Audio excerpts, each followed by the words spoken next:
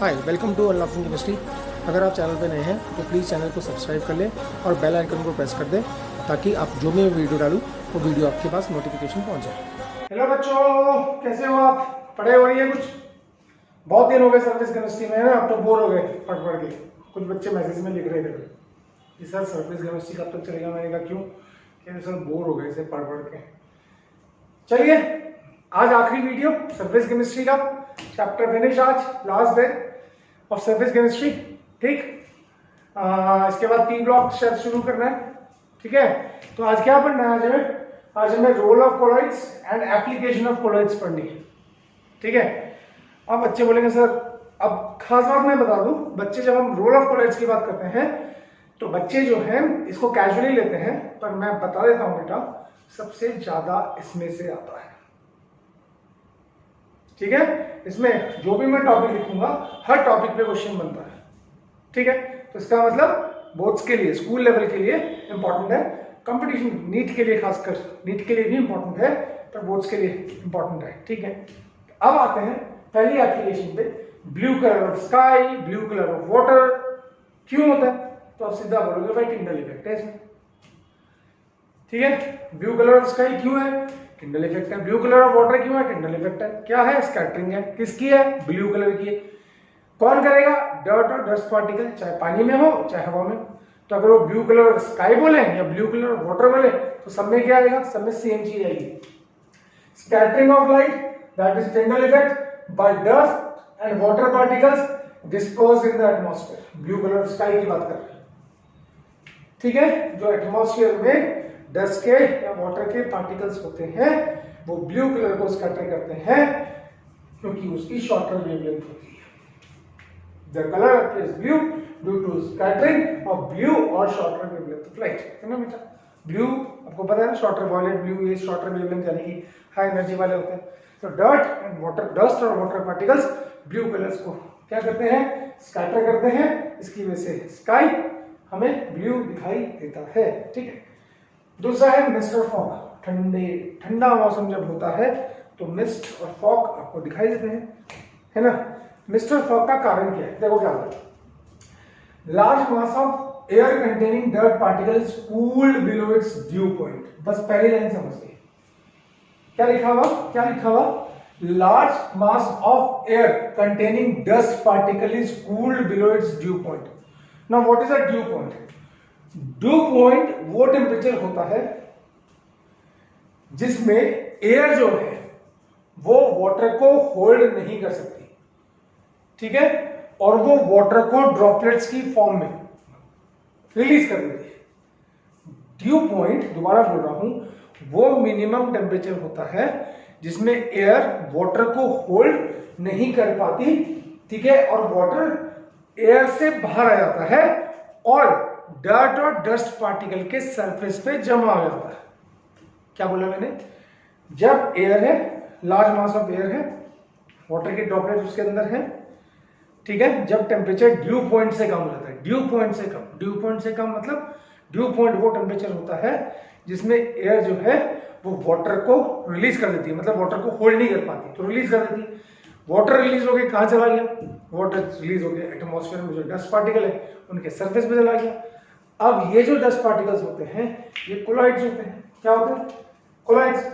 The water from the air condenses onto the surface of these dust particles forming colloidal droplets जो कि float करती रहती है air में इन द फॉर्म ऑफ मिस्ट और fog. समझ में आया क्या हुआ? तो ड्यू पॉइंट से कम टेम्परेचर में होगा तो वाटर, ठीक है, एयर से बाहर निकल जाएगा, डर्ट पार्टिकल के सरफेस पे आ जाएगा, डस्ट पार्टिकल के सरफेस पे आ जाएगा। वो कोलॉइडल होते हैं। ठीक है, वो एयर में फ्लोट करते रहते हैं और उसी को क्या बोलते हैं? मिस्ट और फॉग। मिस्ट और फॉग। मेरे ख्याल से सेकेंड एप्लीकेशन समझ में आ गई होगी। Move on to the third application. Third application is artificial rain. Now ध्यान से सुनो, क्लाउड्स क्या होते हैं? क्लाउड्स जो होते हैं एरोसॉल्स होते हैं। एरोसॉल्स, क्लाउड्स क्या होते हैं? एरोसॉल्स होते हैं। इसमें वाटर की चार्ज्ड ड्रॉपलेट्स, वाटर की चार्ज ड्रॉपलेट्स। अब चार्ज कौन सा होगा? दोनों हो सकते हैं, नेगेटिव चार्ज हो सकता है, पॉजिटिव चार्ज हो सकता है। तो क्लाउड्स क्या है? एरोसॉल्स है। जिनमें वाटर की चार्ज ड्रॉपलेट्स एयर में सस्पेंड रहती है। ठीक है, आप कुछ मत जाओ, क्लाउड आए, आर्टिफिशियल रेन करानी है, क्लाउड्स आए, ठीक है, वहां पे क्या करो, एरोप्लेन से जाओ और उन क्लाउड्स के बीच में इलेक्ट्रिफाइड चार्ज सैंड को डाल दो। सैंड का जो चार्ज है वो क्लाउड में जो वाटर ड्रॉपलेट सस्पेंड है उनके ऑपोजिट चार्ज होगा, तो उनका चार्ज जो वाटर ड्रॉपलेट्स के ऊपर चार्ज है, सैंड जब उनके ऊपर गिरेगी, ऑपोजिटली चार्ज सैंड जब उनके ऊपर गिरेगी तो उनके चार्ज को न्यूट्रलाइज कर देगी, और जब चार्ज न्यूट्रलाइज हो जाएगा तो वाटर की ड्रॉपलेट्स क्या हो जाएगी, कंडेंस हो जाएंगी इन द फॉर्म ऑफ रेन। दोबारा बोल रहा हूं, वाटर क्लाउड्स क्या है, उसमें वाटर की ड्रॉपलेट्स होती हैं, चार्ज वाटर ड्रॉपलेट्स होती हैं जो कि एयर में सस्पेंड रहती है, एयर में सस्पेंड रहती है, घूमती रहती है। ठीक है, ठीक है, ठीक है, यहाँ तक आया। आर्टिफिशियल रेन में आप क्या करते हैं, आर्टिफिशियल रेन में आप एरोप्लेन से चार्ज सैंड स्प्रे करते हैं इन चार्ज वाटर ड्रॉपलेट से। बस ध्यान इतना रहना चाहिए कि चार्ज जो सैंड है उसका चार्ज वाटर ड्रॉपलेट्स के ऑपोजिट चार्ज होना चाहिए, तो इसकी वजह से क्या होगा, जो सैंड का चार्ज है वो वाटर ड्रॉपलेट्स के चार्ज को न्यूट्रलाइज कर देगा। अब वाटर ड्रॉपलेट्स के ऊपर चार्ज नहीं रहेगा तो वो कंडेंस हो जाएंगे in the form of rain. Agreed. चौथा लिखा हुआ है, समझ में आ गया, clouds are aerosols having charge water droplets suspended in air, artificial rain can be caused by throwing sand particles, charged sand particles, opposite charge to that cloud from the airplane। ठीक है, फिर आता है coagulation of blood। सपोज आपका यहाँ से cut लग गया एक, ठीक है, और यहाँ से ब्लड निकल गया, तो आप क्या करते हैं, उसके ऊपर फिटकरी याद है, पोटाश एलम या FeCl3 रब करते हैं तो खून निकलना, ब्लीडिंग बंद हो जाती है ना। क्यों बंद हो जाती है, ब्लड में एल्बुमिन प्रोटीन होती है जो कि नेगेटिव चार्ज होती है, तो ब्लड को हम नेगेटिव चार्ज सॉल्यूशन भी बोल सकते हैं। ठीक है, ब्लड में एल्बुमिन प्रोटीन होती है जो कि नेगेटिव चार्ज होती है, यानी कि ब्लड को हम नेगेटिव चार्ज सॉल्यूशन बोल सकते हैं। जब हम उसके ऊपर पोटाश आयन रब करते हैं, पोटाश आयन के पास पोटेशियम आयंस है, Al3 पॉजिटिव आयंस है, और FeCl3 के पास Fe3 पॉजिटिव आयन है। ये पॉजिटिव चार्ज आयंस जो ब्लड बाहर निकल रहा है उसमें जो एल्बुमिन प्रोटीन है उसके चार्ज को न्यूट्रलाइज कर देते हैं। ठीक है, तो उसका कोगुलेशन हो जाता है। ठीक है, और जहाँ से कट लगा हुआ है वो कोगुलेट होकर वहीं पे बैठ जाता है, तो जो कट लगा हुआ है, जो ओपनिंग है वो बंद हो जाती है और उसकी वजह से ब्लीडिंग स्टॉप हो जाती है। समझ में आ गया, तो मेरे ख्याल से 4, ठीक है, कोलाइड्स के रोल आपको समझ में आ गए होंगे। अब आगे बढ़ते हैं। ठीक, चलिए बच्चों, नेक्स्ट एप्लीकेशन पे आते हैं। कोलाइडल सॉल्यूशन की एप्लीकेशन पढ़ रहे हैं, बस एंड हो गया कोलाइडल सॉल्यूशन समझो।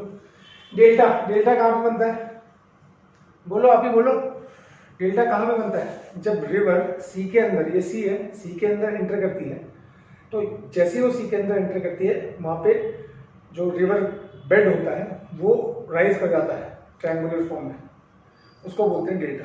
क्या बोला, ये रिवर है, ये सी है, ठीक है, जैसे ही रिवर सी के अंदर एंटर करती है रिवर बेड राइज हो जाती है, ठीक है, ठीक है, क्ले के पार्टिकल्स ऊपर उड़ जाते हैं और डेल्टा बन जाता है। ठीक है, फिर रिवर छोटी छोटी लेन्स में सी में जाके मिलती है। ठीक है, इसको बोलते हैं डेल्टा। तो कहाँ पे, जहाँ रिवर सी वाटर के अंदर एंटर करती है। क्यों, देखो बेटा, क्या ये जो रिवर आ रही है इसके अंदर नेगेटिव चार्ज क्ले पार्टिकल्स होते हैं। क्या होते हैं, नेगेटिव चार्ज क्ले पार्टिकल्स। ठीक है, ये सी है, जैसे ही रिवर सी के अंदर एंटर करती है तो सी के अंदर जो इलेक्ट्रोलाइट्स होते हैं, सॉल्ट्स होते हैं, NaCl, KCl, MgCl2, MgSO4, तो उनके जो कैटायंस हैं वो क्ले पार्टिकल्स जो नेगेटिव चार्ज है उनका कोगुलेशन कर देते हैं और वो वहीं पे डिपॉजिट हो जाते हैं। क्या बोला मैंने, दोबारा, रिवर वाटर क्या है, नेगेटिव चार्ज कोलाइडल सॉल्यूशन है, किसका, क्ले का। ठीक, क्ले जैसे सी के अंदर एंटर करती है, सी में कौन होते हैं, सी में होते हैं इलेक्ट्रोलाइट्स, इलेक्ट्रोलाइट्स में क्या होते हैं, कैटायंस एनायंस दोनों होते हैं, तो कैटायंस क्या करेंगे, क्ले के नेगेटिव चार्ज का कोगुलेशन कर देंगे, चार्ज को न्यूट्रलाइज कर देंगे, तो क्ले क्या होगा, वहीं पे नीचे बैठ जाएगा जैसे वो सी के अंदर एंटर करने वाला होगा। ठीक है, ठीक है, तो अब क्या होगा, ऐसा कई सालों से हो रहा है, कई सालों से हो रहा है, तो क्या होगा, क्ले के पार्टिकल्स जब नीचे बैठते जा रहे हैं, तो रिवर बेड क्या होगा, राइज करता रहेगा, और राइज करता रहेगा तो वहाँ पे क्या बन जाएगा, डेल्टा। ठीक है, एक बार रीडिंग मान लेते हैं। ठीक है, river water is a negative charge colloidal solution of clay and sea water contains salts like NaCl, KCl, MgCl2 which act as electrolytes. When river water meets the sea, the electrolytes present in the sea water coagulates. ये important है, क्या करते हैं? Coagulate करते हैं किसका? Colloidal particles of clay, resulting it's deposition, नीचे बढ़ जाता है with the formation of delta. मेरे ख्याल से समझ में आ गया होगा। आगे चलिए, अब नेक्स्ट है, ये भी इंपॉर्टेंट है, ये भी इंपॉर्टेंट है, फॉर्मेशन ऑफ डेल्टा पूछा जाता है। Electrical precipitation of smoke. देखो बेटा, क्या हमारी जो फैक्ट्रीज हैं, ठीक है, उनकी चिमनी से बहुत सारा स्मोक आपने देखा होगा, जो इंडस्ट्रियल एरिया में रहते हैं कुछ बच्चे, तो बहुत सारा स्मोक बाहर निकलता है और वो एक बहुत बड़ा एयर पोल्यूशन कॉज करता है, ठीक है। अब पहले बात हम ये जान लें कि जो हम मुझे बोल रहे हैं डिज़ाइन में बनाया, इसको बोलते हैं क्वार्टरल प्रेसिपिटेटर। डायरेक्ट एग्जाम में क्वेश्चन पूछा जाता है, explain the principle of Cottrell precipitator. क्या बोला जाता है? Explain the principle of Cottrell precipitator. तो मैं आपको समझा देता हूँ। इसमें हम क्या करते हैं, स्मोक, पहली बात स्मोक क्या है? स्मोक के अंदर चार्ज पार्टिकल्स होते हैं, किसके? पार्टिकुलेट पॉल्यूटेंट्स बोलते हैं उनको, जैसे कार्बन के अनबर्न चार्ज पार्टिकल्स, आर्सेनिक के हो गए, ठीक है, डस्ट के हो गए, या और किसी मेटल के हो गए, ठीक है, सल्फर के हो गए चार्ज पार्टिकल्स। तो स्मोक के अंदर ही चार्ज पार्टिकल्स घूमते रहते हैं और ये चिमनी के थ्रू एयर में आते हैं, ठीक है, फिर हम इनको इनहेल करते हैं और उसकी वजह से तरह तरह की प्रॉब्लम्स होती हैं, लंग्स प्रॉब्लम्स, अस्थमा वगैरह वगैरह प्रॉब्लम्स होती हैं, ठीक है।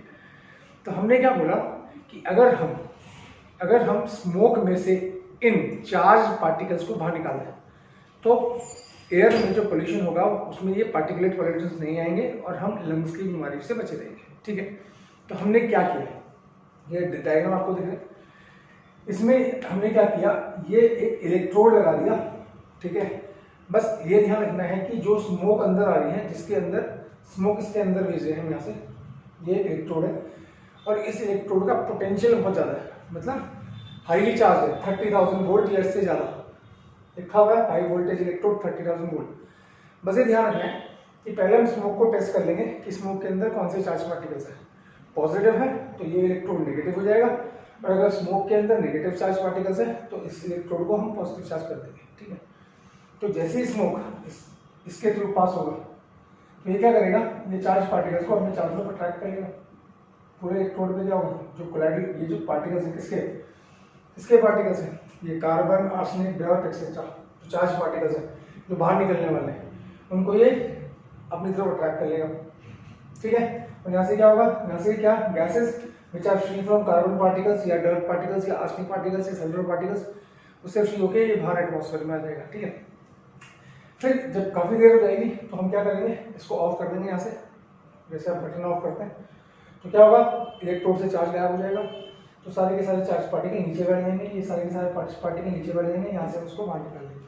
तो हमने क्या किया, स्मोक से जो हमारे चार्ज पार्टिकुलेट पॉल्यूटेंट्स थे उनको बाहर निकाल लिया, ठीक है। इसको बोलते हैं इलेक्ट्रिकल प्रेसिपिटेशन ऑफ स्मोक, और उस पूरे सेटअप को बोलते हैं क्वार्टरल प्रेसिपिटेटर। समझ में आया बच्चों, क्या बोलते हैं, क्वार्टरल प्रेसिपिटेटर, याद रखना, ठीक है। तो एक बार रीडिंग मान लें, smoke is a colloidal solution of carbon, arsenic, dust, etc. in air. Smoke before it comes out of the chimney is led through a chamber containing plates having a charge opposite to that carried by the smoke particles. यही कहा था मैंने, मतलब इस electrode पे charge वो होगा जो कि स्मोक पार्टिकल्स है उसका ऑपोजिट, ठीक है। These particles on coming in contact with these plates lose their charge and gets precipitated, ठीक है ना बच्चों, समझ में आ गया। तो मेरे ख्याल से दोनों समझ में आ गए होंगे। कोई प्रॉब्लम दिखाई दे रहा है आप लोगों को, यहाँ तक कोई प्रॉब्लम है तो बताओ। बस एक लास्ट एप्लीकेशन और पढ़ लेते हैं, मेडिसिन। बहुत सारी मेडिसिन, दवाइयाँ जो आप लेते हैं, ठीक है, बहुत सारी जो मेडिसिन होती हैं वो कोलाइडल नेचर होती हैं। अब कोलाइडल का क्यों, क्योंकि वो बॉडी में जल्दी एब्जॉर्ब होती है, क्योंकि लार्ज सरफेस एरिया होता है, ठीक है। अब आपको क्या करना पड़ेगा, देखो एनसीईआरटी में क्या कर रखा है, मेडिसिन के नाम दे रखे हैं वो आपको याद करना पड़ेगा, क्योंकि एक मार्क्स के जो क्वेश्चन आते हैं या फिल इन द ब्लैंक्स जो आजकल नया ट्रेंड शुरू हुआ है उसमें ये क्वेश्चन बहुत इंपॉर्टेंट है, ठीक है। तो मैंने ज़्यादा लिखे, जो इंपॉर्टेंट है वही लिखे। राइगोल, आर्गेरॉल सिल्वर सॉल्ट होता है, ठीक है। आर्गेरॉल एक सिल्वर सॉल्ट होता है, कहाँ यूज होता है, आई लोशन, ठीक है। याद रखना पड़ेगा। हाइड्रोल आइल्यूशन ऐसे याद रखो। कोलेटरल एंटीबॉडी काला अजहर पता है ना, स्पेसिफिक टाइप ऑफ बीमारी बच्चों में होती है, ठीक है, उसके लिए कोलेटरल एंटीबॉडी को यूज करते हैं एज ए मेडिसिन। याद रखना, पूछेगा काला अजहर के लिए कौन सा कोलेटरल सोल्यूशन, किस मटेरियल का कोलेटरल सोल्यूशन यूज करते हैं, कोलेटरल एंटीबॉडी। कोलेटरल गोल्ड को इंट्रा मस्कुलर इंजेक्शन के लिए यूज करते हैं, ठीक है। मिल्क और मैग्नीशिया स्टमक डिसऑर्डर, ये लास्ट चैप्टर में पढ़ेंगे डिटेल में, ठीक है, ठीक है। तो ये 4 आपको याद रखने पड़ेंगे। ग्रेगोल आइल्यूशन, कोलेटरल एंटीबॉडी, काला अजहर के लिए, collateral gold intra muscular injection, और मिल्क और मैग्नीशिया स्टमक डिसऑर्डर, बस इतना याद रखिएगा, ठीक है। इसमें कोई प्रॉब्लम? तो आज ये चैप्टर खत्म हो गया। नाउ बेटा नेक्स्ट वीडियो से हम पी ब्लॉक शुरू करने वाले हैं। अब कोई बच्चा ऑर्गेनिक बोलेगा तो मैं तो बोल रहा था साथ साथ दोनों एक साथ कर लेते हैं, एक पी ब्लॉक है ऑर्गेनिक, अभी भी मैं बोल रहा हूँ दोनों एक साथ कर लेते हैं क्योंकि लेट हो रहा है। तो जैसा आप बोलो। तो होप ये वीडियो समझ में आया होगा, है ना। आया होगा तो लाइक करें, नहीं आया तो डिसलाइक करें, चैनल अच्छा लगा तो सब्सक्राइब करें, ठीक है ना। Thank you so much for watching. Next video में मिलते हैं, पी ब्लॉक शुरू करते हैं, ठीक है। अच्छा एक चीज़ और, आपको सबको स्टडी मटेरियल मिल गया है, उनमें जितने भी क्वेश्चंस हैं सबको नोट्स मिल गए हैं, मुझे मालूम है, मैंने ही दिए हैं। तो जितने उसमें क्वेश्चंस हैं, हर टॉपिक के बाद क्वेश्चंस हैं, वो सारे क्वेश्चन सॉल्व कर लीजिए, और जितने MCQs हैं वो सारे प्रैक्टिस कर लीजिए, और जो नहीं आता वो मैसेज के थ्रू पूछ लीजिए, ठीक है। तो thank you so much for watching.